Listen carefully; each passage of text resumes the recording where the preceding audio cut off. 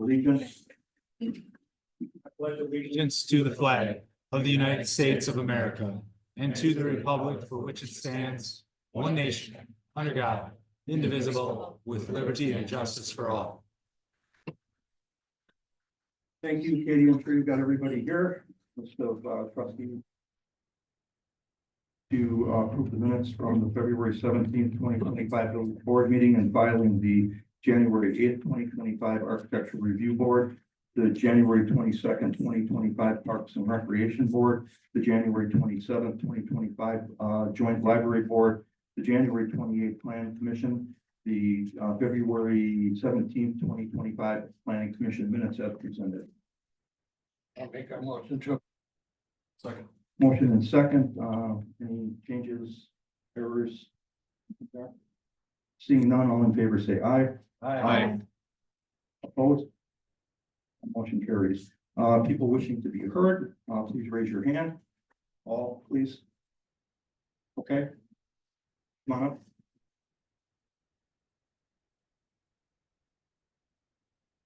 Andre Daria, president of Grove Incorporated, 1731 10th Avenue, Grafton, Wisconsin. That's your residence.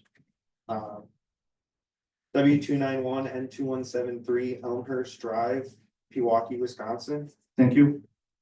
All right, thank you for your time. I would like to have the board evaluate the removal of the Grove Bank angle parking. There were several errors in the report regarding cost, safety, and the ordinances for the angle parking. Retaining the angle parking will not cost the village $40,000. The original report said that the angle parking would need a concrete apron to be made and to extend the parking for the length of our property. Asphalt curb and gutter would be a much better option for retaining the parking and retaining the size of the parking that it currently is, as I requested. To make the angle parking like Veterans Memorial Park, you would only need to add 7 to 9 feet of curb on both ends of the parking. The current plan is to remake all the curb and gutter along the length of the street. This means most of the curb and gutter is already accounted for in the budget. All that is needed is 900 feet of asphalt and 7 to 9 feet on both ends of parking. Per some averages of cost of linear foot, the curb and gutter would cost on the high end $1,350 per contractor I contacted. He quoted it at $500 if done with the remaining of the street. Asphalt cost is about $8 a square foot, and it would be roughly 900 square feet. On the high end, that would be $7,200. Per the contractor I contacted, it'd be $2,500. At a total, this project would cost $8,550 on the high end, and per the contractor I contacted, would be $3,000 in a total added to the budget. Safety was another large concern. The concerns is that cars are sticking out of the road and that people could drive on the sidewalk. Per images taken today, if a curb was added, cars would not be allowed to drive onto the sidewalk, and cars do not stick out past any further than the street that is currently there. In addition, the last thing was the ordinance. Discussed in the last meeting, the village needs to follow the ordinances, and I agree. The ordinances are there to help keep the village and help the village make decisions. Grove Bank is asking the village to design the road to include the angle parking per the ordinance that allows for the angle parking 1036-070. Grove Bank wants the village to design the road to include the angle parking. So Grove can conduct its business professionally and safely out of the offices for another 7 years for only an additional cost of $3,000 per the contractor I reached out to. Thank you, Andre. So we want to know, how are the twins doing? Good. They're still in the NICU, so Very good. Well, we pray for you and your family, and thank you. things go well for you. Yeah. Thank you. Anything else discussed today on this, or can I head out of here? Thank you. Next speaker.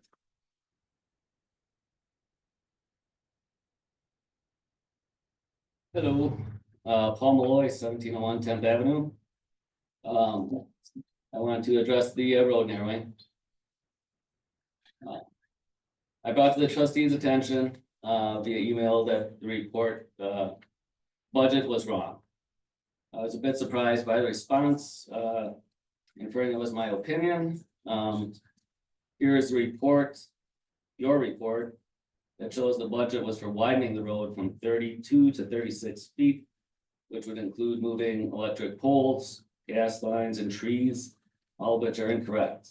We are not widening the road, we are keeping the road the same width or narrowing it. Budget constraints are a big part of the decision in the budget. Given in the report was massively wrong. Again, widening the road would require moving power lines, trees, gas lines, etc. That's where he came up with a very high number. Narrowing the road is also going to be expensive because you're going to have to move driveways and move curbs.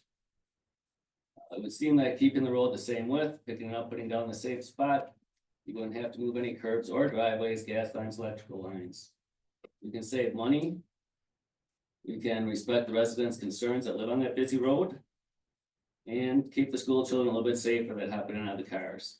A win-win-win situation.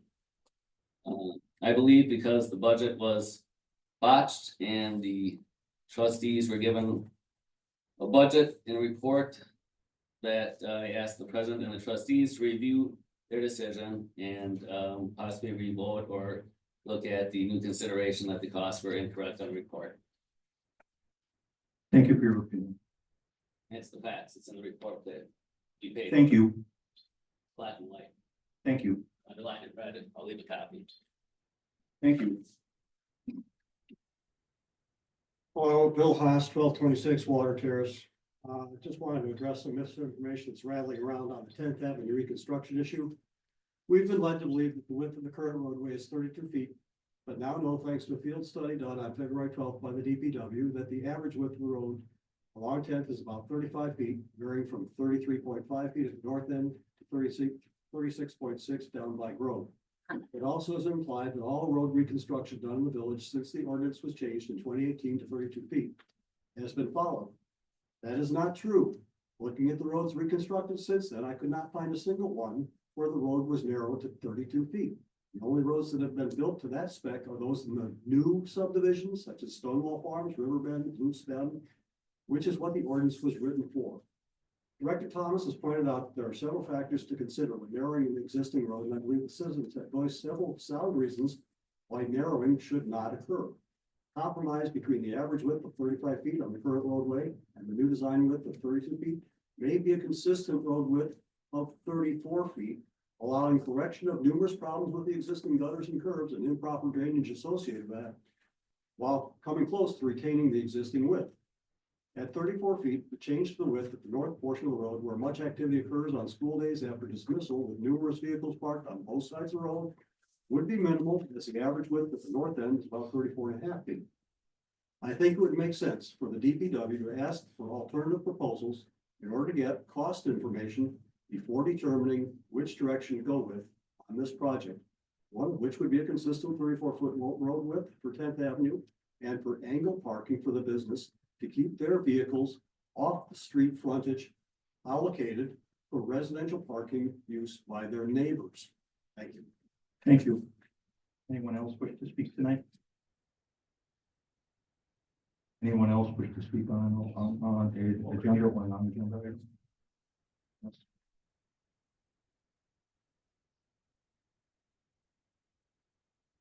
I changed my mind, so, after hearing the I comments, would think you need to state your name and address. please. sure, I changed my mind.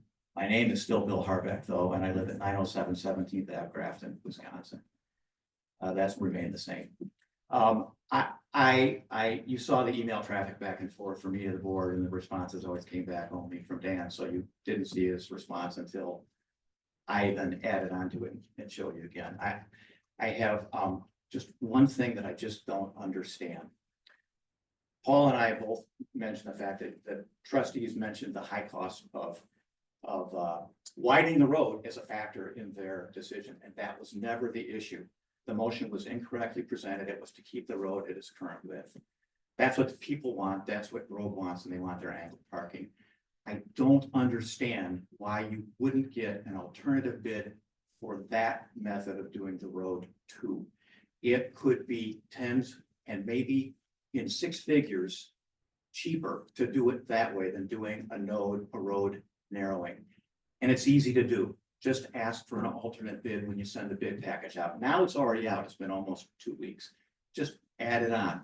People, you do that all the time, and it could save the village a ton of money if you did that. So I wish you would reconsider doing that at the very least, and then make a decision based upon the real numbers, not the ones that you were presented 2 weeks ago. Thank you.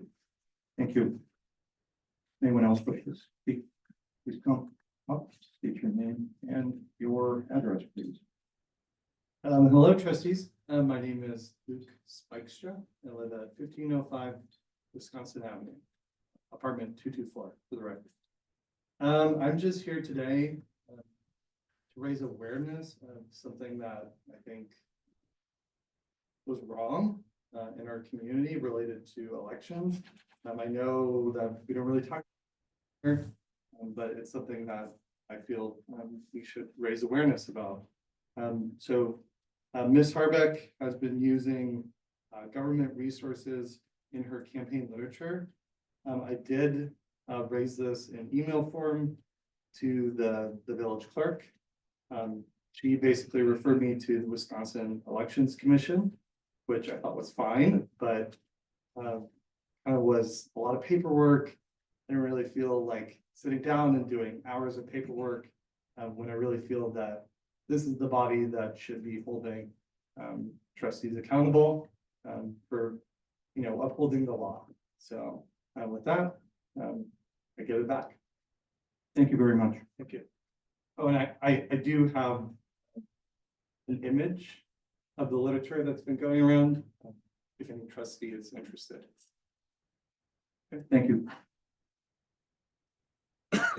All right, this is presented by President, unless there's anybody else who wishes to speak.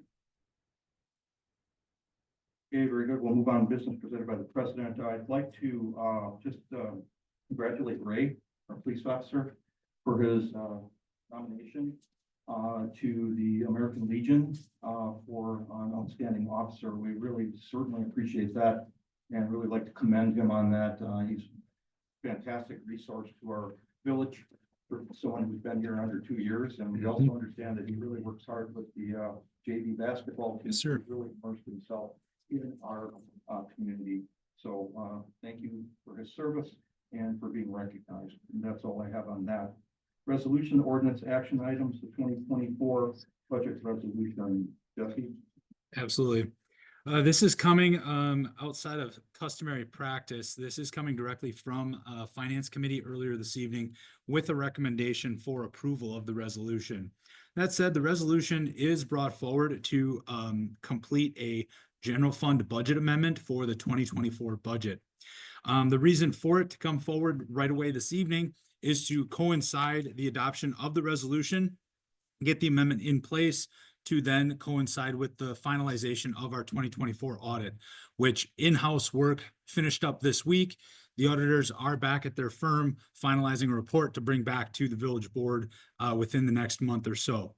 That said, we are looking at a general fund budget amount transfer from the Public Works program area, in specifically the Bridges and Dams Contractual Services account, whereby there were we had expenses budgeted within that account that were not carried out. It was just held there in case repairs or anything were needed. There weren't.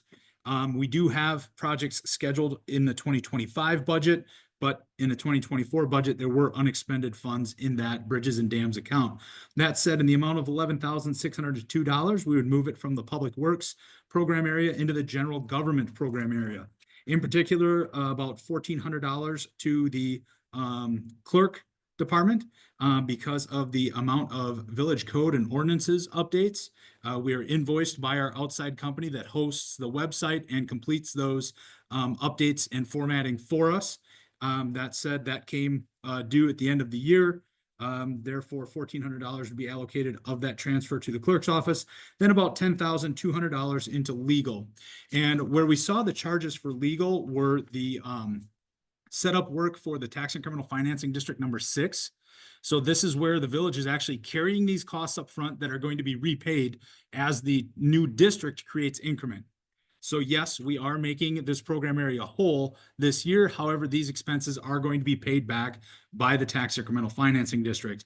But then we also did experience a prolonged code compliance issue over on First Avenue, where we had a building that was out of building safety and fire safety compliance, which we actually ended up in circuit court to have orders issued. So this was quite a prolonged process, and hence the overage for those two reasons. So that being said, the resolution does set forth a transfer among program areas from Public Works into general government to cover the costs that I just explained and to make them whole. This is a housekeeping resolution, but nonetheless, it does have to come forward for consideration and action by the village board. And being a resolution, we will need an offer, motion, and second. Very good. I'll look for an offer, motion, and second to approve resolution amending 2024 general fund budget. We'll bring that to the table for discussion. I'll make the offer. Motion. I'll second. Very good discussion. No discussion. All in favor, say aye. Aye. Opposed? That motion carries. Village of Grafton classification contract study, Jesse. Actually, I will turn this over to Assistant Administrator Wolf, as she is the project lead. Thank you. Thank you. So the 2025 budget includes $30,000 to hire a consultant to conduct a classification and compensation study this year. The goal of the project is to ensure that Grafton paid positions, both full-time and part-time, are market competitive, and the project will also take a look at job titles and descriptions and update our compensation strategy. Most recently, staff conducted an in-house analysis of our classification structure in 2020. And it has been even more years than that we hired an outside consultant. So it's definitely timely. The village issued a request for proposals for the study for non-represented, regular, full-time and part-time, as well as seasonal positions. This study does not include positions with the Ozaki Central Fire Department, the library, and represented police department positions because they're operating under different structure than village employees. The village received 7 proposals from various consultants based on qualifications, experience, and cost. We selected 3 consultants to conduct interviews. That was with McGrath, MGT, which is formerly GovHR, and Public Administration Associates. And you can see the costs and the 7 consultants who submitted proposals at the bottom of the staff report there. Based on the quality of their proposal, the quality of their final product that we were able to review online, the experience,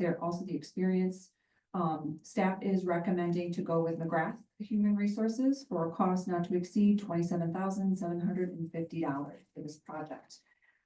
We had a great interview with McGrath, as I mentioned, to the Finance and Personnel Committee, and they really offered us a tailored approach that will fit Grafton and fit Grafton's needs. So that is, and obviously there was a unanimous recommendation from Finance and Personnel to recommend moving forward with McGrath.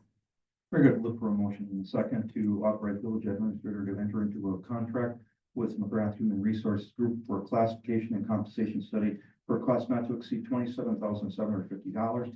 Motion and second, bring it to the table for discussion. I'll move to approve. I'll second it. All right, discussion here. Jim. I was here for this discussion during finance. I feel this sort of study should be done by our administrator and not John Dell. He's had plenty of time. And he also has an assistant to help him.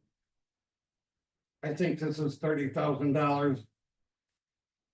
$27,750 that we wouldn't need to spend. President Delory, may I just make a few comments? Trustee Miller, I appreciate your comments. I just want to make a couple of notes. First, that I also am managing the comprehensive plan project this year. And between my regular duties, I would not have capacity to make a good concerted effort, nor do I have the expertise to conduct this kind of analysis. I think that the other point about hiring an outside consultant, you get their expertise because this is what they do. And I think that we want to have the best possible product at the end of the day. And that would be by a professional who does this as part of their job. I think that the final thing I'll just note is that the project does include reaching out to staff, all staff, to get their input on the process. And it could be that staff don't feel comfortable talking to me or Jesse or Ashley about their concerns about their position, but they would feel comfortable talking to an outside consultant. So those are some of the reasons why we're requesting to move forward with a consultant at this time. And well, I appreciate the vote of confidence that staff could carry this out as we did back in 2020. The luxury, and I want to put quotes on that we had in 2020 was the pandemic. We had time to be able to synthesize studies from nearby communities to compare and contrast that to where Grafton was at that time, because the vast majority of our regular operations were suspended. So we had a lot of extra time to crunch these numbers and take this data gathered from studies done in other nearby communities by outside consultants. That was actually the source of our in-house study, were consultants' projects from other communities. It wasn't that we reinvented the wheel or conducted the entire project ourselves at a staff level. So to Assistant Administrator Wolf's point, having the resources of an outside consultant, having that market data and that research, time, energy, and effort, and that sole focus on this project by an outside consultant, I think is paramount for having a quality study done that literally could impact every member of our staff.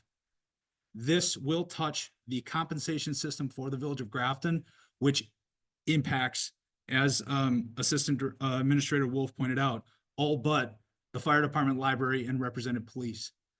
So I think it is paramount that we have an outside entity come in with their professional expertise and their resources to be able to provide the attention that this project needs. Jessica, you said earlier it would take between 3 and 5 months to get the study completed. Is that going? Yes. So as soon as we're done, they can start. Yes. And you also said that data is really only good for about 3 years. That's the implementation schedule that they recommend. No, over 3-year period. Well, no more than a 3-year period implementation point, because at that point, the market may have shifted and changed, and it may not be as spot on as it was year one. Okay, thank you. You had said it, this was in the budget, and we've all approved the budget, so. It is. Okay.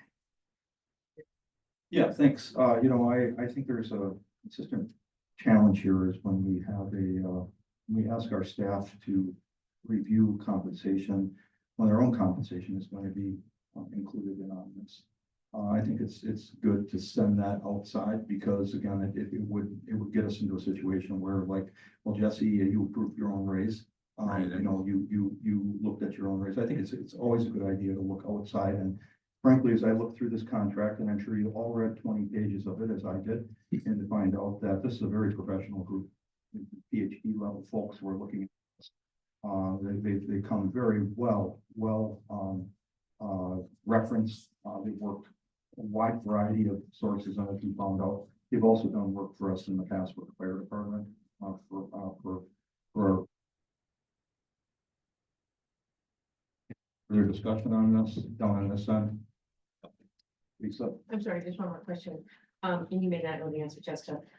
So going forward, they'll give us a report, and then the village can start making some plans for how to update those classifications. Yes. And I'm assuming that something like this so major is maybe only done once every 10 years or so. So they'll give us additional information that will allow us to make changes in the future outside of that 3-year, 5-year mark. Yes, I assume that there would be general recommendations about keeping up with, like cost of living adjustments as the village has always done. I mentioned to, finance and personnel also that McGrath is going to give us a template for how they evaluate different positions based on, responsibility, work environment, supervision, those kind of categories of job responsibility. And then how they rank, or score the different positions will then, dictate where they recommend they would go in the classification structure. So we'll be able to use that tool going forward also as we establish new positions going forward that the village board allows. Okay, thank you. Okay, seeing we went around on a second round of questions here. Anybody else have questions? Okay, very good. All in favor, say aye. Aye, opposed? Yeah. Very good. The motion carries. Looks like Bridge Street Dam and floodplain review. Absolutely. I would turn this over to Assistant Administrator Wolf as well, as she's been the primary point of contact with the Department of Natural Resources. So as the village board will remember, we updated our floodplain ordinance and map back in May of 2024 as directed, by FEMA and DNR. Last summer in July, residents at the Bridgewater condos, on Water Terrace were notified that their, previous approvals to develop basically closer to the floodplain than would otherwise be permitted, were not going to be reapproved as part of the new floodplain ordinance because they did not meet the minimum standard for the elevation above, what's called the base flood elevation or the lowest level of flooding. So to give us then,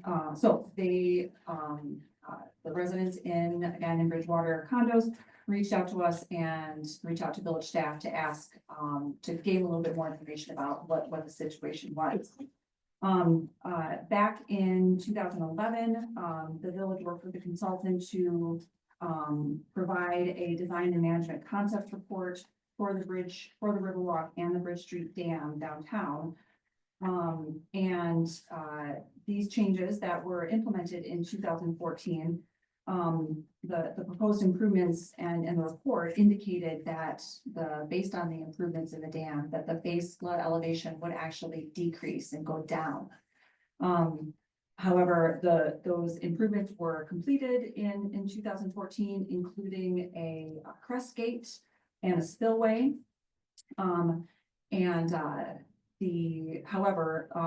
did not pass along that information about potential changes to the floodplain elevation as part of the new maps in 2024. Staff were not, no staff that were here were really involved in that project, and so there was just kind of a gap in information there. Based on this information and based on some additional conversations with DNR staff, again, the information that was the initial information from 2011 about potential changes to the floodplain were not shared, and so as well, the DNR has no data related to the changes that were made, and our records aren't exactly comprehensive either about what specifically, how specifically the floodplain could change. So so staff reached out to two consultants who were either familiar with the dam project or are working in floodplain related issues right now, and asked for proposals for to conduct an analysis to understand if the floodplain elevation take a step back. So to understand and review the modeling that the DNR currently uses, take the data, the little data that we do have about the dam modifications, and put that into the model to see if there were, or if there could be reduction in that floodplain elevation, which then could mean that the Bridgewater condos building could meet the standard for that separation of having the building 2 feet above the base flood elevation, which is the DNR standard for development adjacent to floodplain. We received again, two proposals, one from M Squared and one from Stantec. M Squared has significant experience, in this field. They are currently working with the city of Mequon on some challenges that they have experienced with the new floodplain, information as well. Their proposal total was, $28,520. Stantec again also provided a proposal. Both of these approaches are relatively similar, you know, and now analyzing the model, performing some test to kind of test the model to see how the changes in the dam improvements would impact the modeling, and if it would basically change the base flood elevation. They also include a meeting with staff and DNR to review it, and then a technical memo with basically a summary of the results. Basically, this effort by either Stantec or M Squared would tell us if, at a very minimum, if the dam improvements change the base flood elevation and what direction they change them, and hopefully to what extent. Again, that would help us determine if the Bridgewater condo building would meet the new standard or not. This would not, the proposals that we have right now would not take that next step to request the DNR reevaluate the floodplain base elevations. That would have to come as a second step in the process. So this is just a information gathering, fact finding, and analysis effort right now. As documented in the staff report, staff is recommending to use M Squared based on their expertise, current work in Mequon, and the quality of their proposal. This is an unbudgeted expense, and the village administrator is proposing that we use contingency funds to cover this one-time unique expense, and that there are funds available to cover the initial cost. Any questions? Very good. I'll call for a motion to authorize village administrator to enter into a contract with M Squared for an initial review of Milwaukee River floodplain related to Bridge Street Dam for cost not to exceed $28,520. I'll bring it to the table for discussion. I make the motion. Second. Motion and second. Comments? What is the impact on the new floodplains? What is the impact on Bridgewater condos? Right, so yeah, that's a great question. I should have mentioned it. So the impact is that because they're called, the abbreviation is the LOMC and LOMR, LOMAR, or low, I can't remember what to call the other one. Amber, fill me in, no, neither, but good. Because those were not revalidated, these condo units now require flood insurance. Some of them, I know some of the owners do not have a mortgage, and so technically you aren't required to get it if you don't have a mortgage, but there are some mortgage holders and they would be required by their lenders to get flood insurance. And so we're anticipating that it's going to be a positive impact.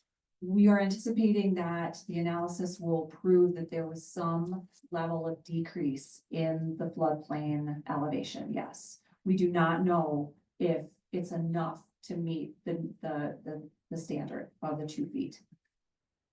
But we won't know unless we do this investigation. Thank you. Thank you, Jim. Nothing. So we did reach out to both DNR and FEMA on this, asking for reconsideration already, correct? We did, and it was declined. And a very quick decline. correct? Yes, Yeah. Okay, other question? they did take our money, right? They did take our, how much did we spend on that? I think it was $700 or $800. I believe it was $700. Yep. No, we appreciate that. Yep. Andy, Just as far as would this study affect any other properties?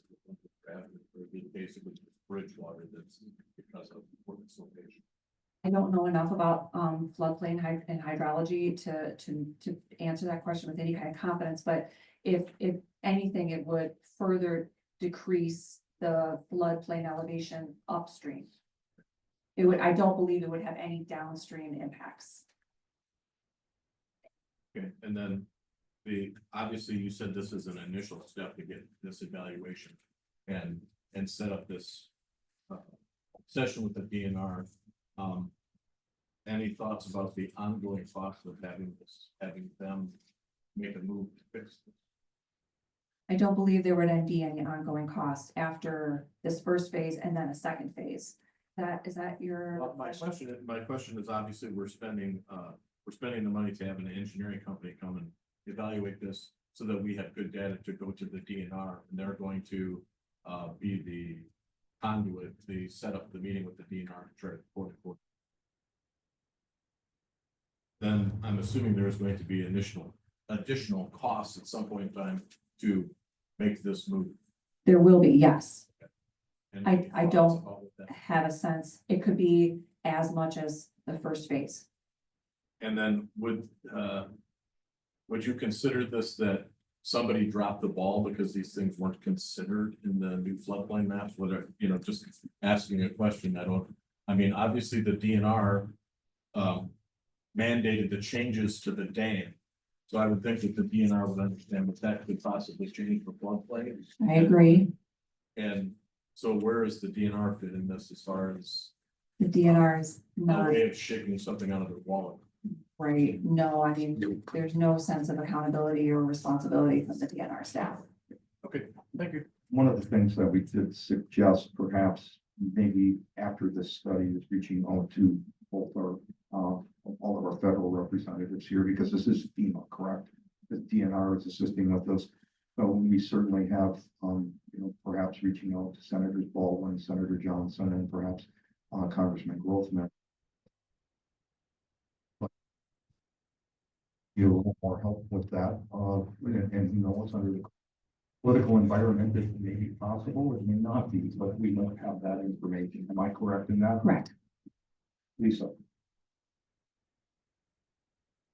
I'm sorry, I saw the pen go up earlier. No, I was Okay. making a little doodle. All right, so we have in front of us, the motion and the second, all in favor, say aye. Aye. Opposed? That motion carries. MOU with Ozaki, Central Fire Department for vehicle maintenance and repair. Absolutely. This is coming back to the village board after being referred back to the Ozaki Central Fire Board. In January, the village board reviewed the draft MOU as recommended by the OCFD board.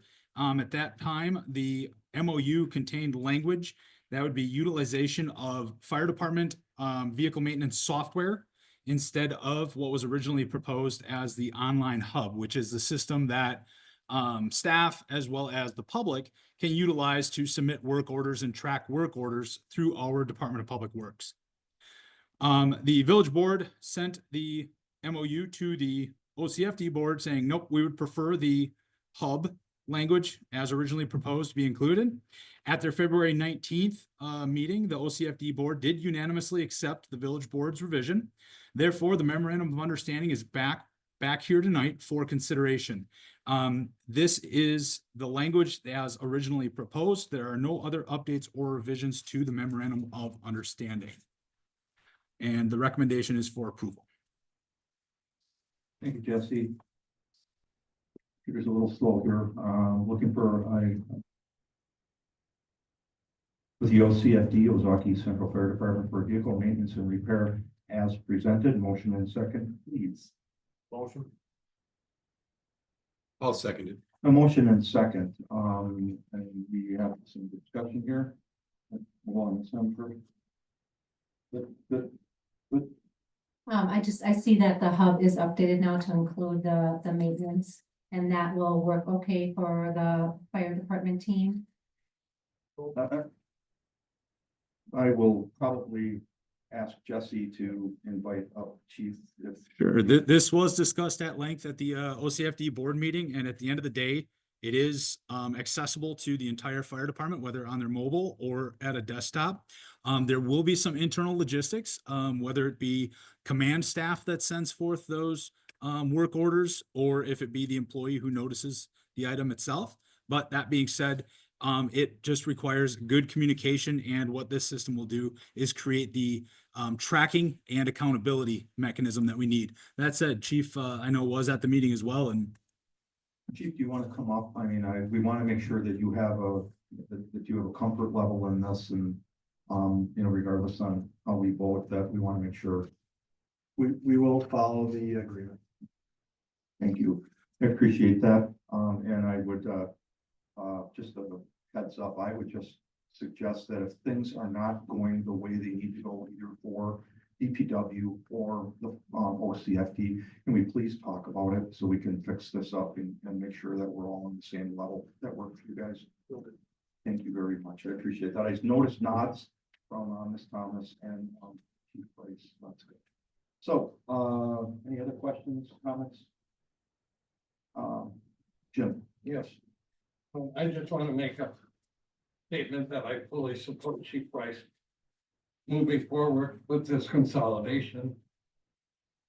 Even though it's not part of the MOU, I am concerned with his staffing later on. Thank you. All right, with that said, we have motion and second, all in favor of this MOU, say aye. Aye. Opposed? And that motion carries. All right, for the Parks and Recreation Board, Yes, we have authorization to award an emergency restoration project repairs to the kilns at Lime Kiln Park to Holton Brothers Incorporated for a cost not to exceed $68,000. This was vetted at the Parks and Recreation Board. This is an emergency repair as DPW crews were in Lime Kiln Park and they were clearing brush when they noticed that masonry was actually falling off of the kilns, creating a safety hazard. That said, they reported it back to Director Hoyer. We reached out to Holton Brothers, who actually did the initial restoration work to the kilns back in the early 2000s, as they had intimate knowledge of the kilns and the setting itself. They came in and noticed even more issues at hand that would require additional tuck pointing. I believe it is the center kiln that has a significant bow in one side, where we have a side of the kiln starting to heave outward that will need significant attention as well. Therefore, the entire project scope is being recommended for this emergency project repair, not to exceed $68,000. thank you. That was important. I'm looking for a motion to award emergency restoration project repairs to the kilns in Lime Kiln Park, the Holton Brothers Incorporated, for a cost not to exceed $68,000. Motion and second, please. I'll make the motion. Second. Second, Katie, you got that? Trustee Miller, motion, and trustee Harvick, second. Very good. Okay, any discussion on this? Andy? Just where are the funds coming from? Because I didn't see anything. Oh. in that. Absolutely. This will be a contingency or fund balance out of the general fund to address this emergency repair. Other questions? All in favor, say aye. Aye. Opposed? That motion carries. Number two, approve fee for Ozaki Christian Men's Softball League. Recommendation from the Park and Recreation Board to update the fee for a softball league, the Ozaki Christian Men's Softball League, of $750 for the season. Director Hoyer would be able to speak to any particulars regarding the league itself or the basis for the fee, but the recommendation is for approval from the Park and Rec Board. Motion and second, please, to approve fee of $750 per season for Ozaki Christian Men's Softball League. I'll move to approve. I'll second. Motion and second, discussion, questions. Our resident softball person over here. I'm okay with it. All right, motion and second, all in favor, say aye. Aye. And opposed? And that motion carries, Trustee Village Administrator report. Absolutely. Just a few items here for the village board. First of all, I want to thank everyone who was able to turn out for last week's ribbon cutting ceremony at the new Veterans Park Pavilion. We're very excited about opening up this beautiful new amenity to our community. The first rental is actually about 20 days away, so we're pretty excited about really getting that up and open for the community, and the ribbon cutting ceremony went very, very well. In-person absentee voting for the April 1st election will be held at Village Hall from March 18th through March 28th. We will be having that in the committee room here at Village Hall for in-person absentee voting. And then last but not least, just wanted to put a public announcement out there that seasonal job opportunities have been posted to the village's website. If you know of anyone interested in helping out in our parks or public works departments for the summer, please have them check out the village's website for more information. Very good. Thank you, Josie. Move on to licenses. Official motion, the operator's license. Both to approve. Second. Motion and second, any questions? All in favor, say aye. Opposed? That motion carries. Report of bills, for village expenditures for $198,199.71. Motion and second. I'll make the motion to approve. I'll second. Motion and second. Any questions? Didn't see anything online. No, sir. Straightforward here. Yep, nothing. Very good. All in favor, say aye. Aye. Opposed? That motion carries. Motion to adjourn. I'll make the motion to adjourn. I'll second it. Motion and second. All in favor, say aye. Aye. You are adjourned.